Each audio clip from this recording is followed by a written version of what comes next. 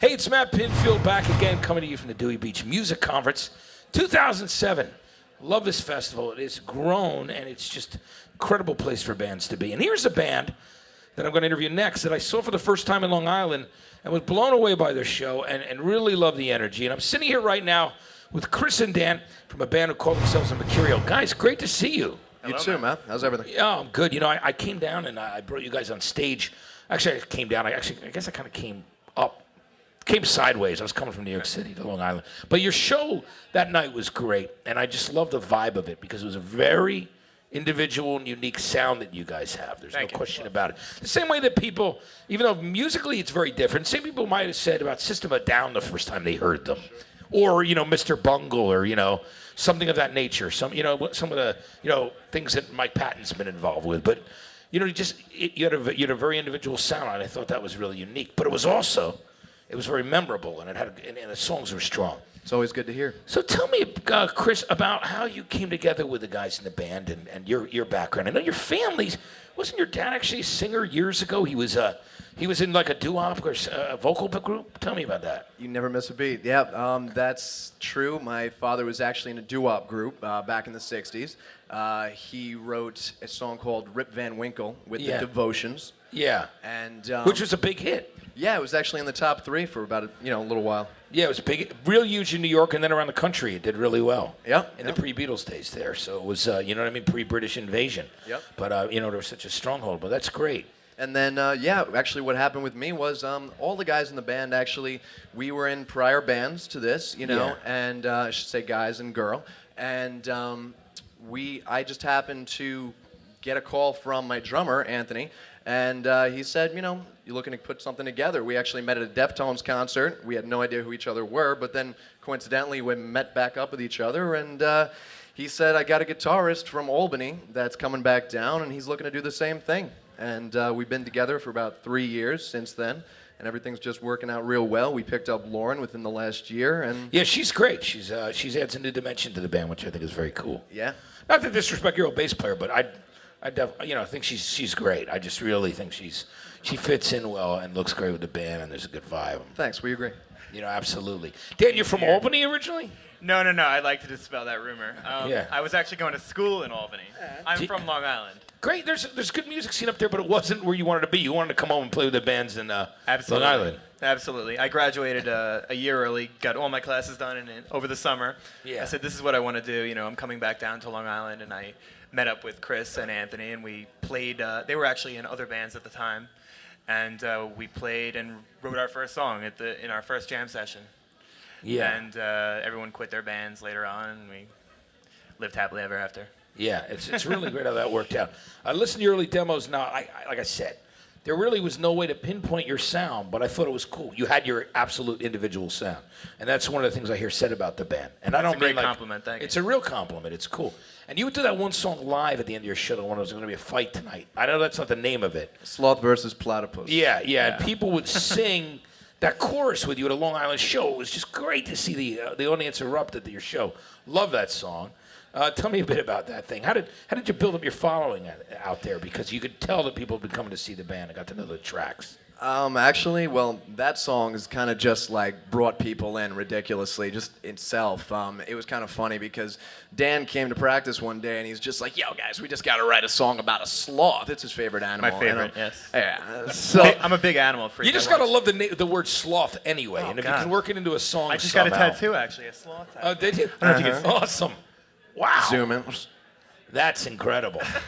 And I just had to rebuttal. I said, well, hang on a second. You know, come on, we got to write about a platypus. You know, that's my favorite animal. Obviously. And the rest is history.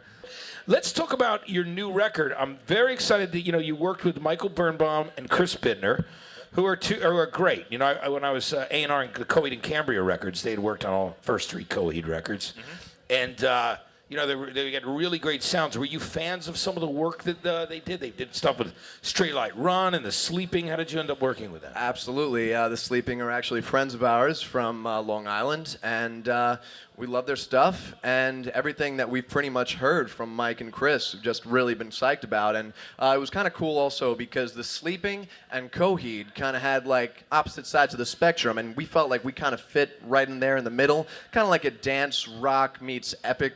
Not even epic, but what would you say? You could say epic. You could say epic? Is Yeah, that say okay? epic. Okay, I'm going to say epic. Epic, like theatrical, is kind of, you know? Yeah. And we kind of fit right there in the middle, and so we were psyched going in, and they kind of caught our vibe, you know, that classic rock feel, and they just kind of ran with it. That's great. You guys went up to Woodstock to do the record, which is up there at Applehead Studios. I've been up there myself. Yep. It's isolated. I mean, I don't think cell phones even work up there, do they? Do they now? Man, I was trying to find a payphone there. There's a Chinese restaurant. You know that place within walking distance? No, that's actually near the rehearsal place. And it's broken on the wall. I'm like, oh, this is great. No cell phones because we don't want to knock down any trees. That was the whole thing with the. Of course. And listen, I'm all about going green. No question about it. But. That's a little extreme. You got to have some communication up there, you know. Woodstock is definitely the dark side of that whole movement, you know. Yeah. I mean, we're all pretty liberal, but yeah, I know. I just thought that it was crazy. You know, you couldn't get any cell phone service up that way.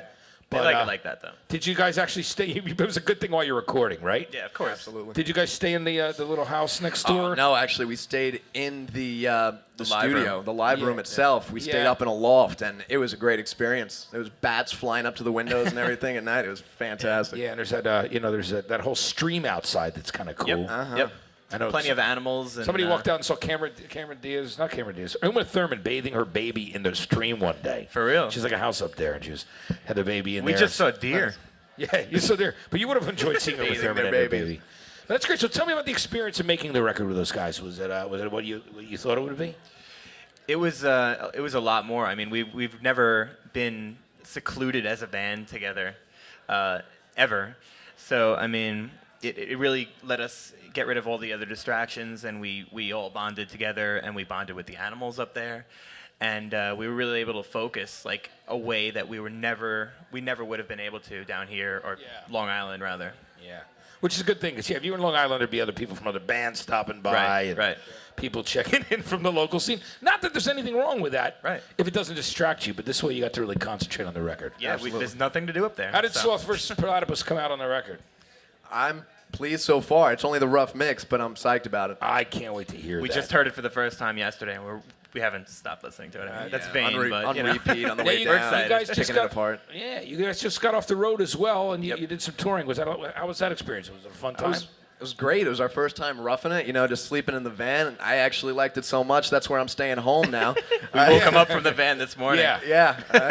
I've got a couple extra, empty bottles to pee in if you need them. Nice. Oh, absolutely. Thank you. I actually did that on the way back from Harrisburg the other day. Too much traffic in the Holland Tunnel thing. I'm like, I've got to piss now. Yeah. So it must be done. Right? No shame. No, but that's part of the thing. That's part of the magic of doing those early tours too, is getting out and doing that whole thing. The magic. But guys, we're excited. When is the record going to come out?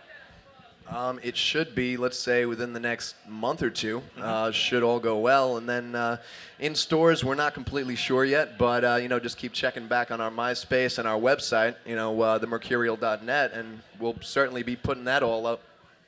Excellent, man. Well, I'm excited about the record. I can't wait to hear it and play it on my Sirius show. I'm playing a lot of the bands that I checked out today and interviewed on the Sirius show that I do.